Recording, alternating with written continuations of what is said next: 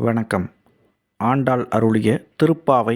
அன்று இவ்வுலகம் அளந்தாய் அடிபோற்றி, சென்றங்கு தென்னிலங்கை செற்றாய் திரள் போற்றி, கொன்றச் சகடம் உதைத்தாய் புகழ் போற்றி, கன்று குணிலா எறிந்தாய் கழல் போற்றி, குன்று குடையாய் எடுத்தாய் குணம் போற்றி, வென்று பகை கெடுக்கும் நின் கையில் வேல் போற்றி, என்றென்றும் சேவகமே ஏத்திப் பறைகொள்வான், இன்று யாம் வந்தோம் இரங்கேலோர் எம்பாவாய்.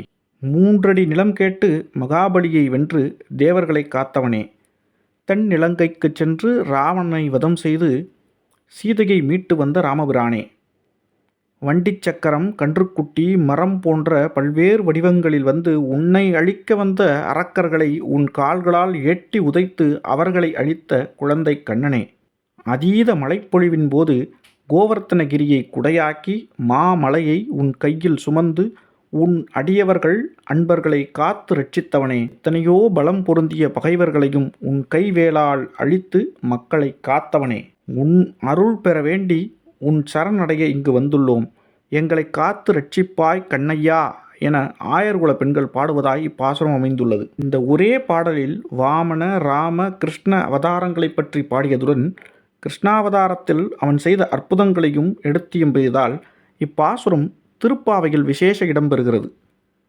மீண்டும் இன்னொரு பாசுரத்தில் சந்திப்போம். தொடர்ந்து இணைந்திருங்கள் பாரத பயணத்தில். நன்றி, வணக்கம்.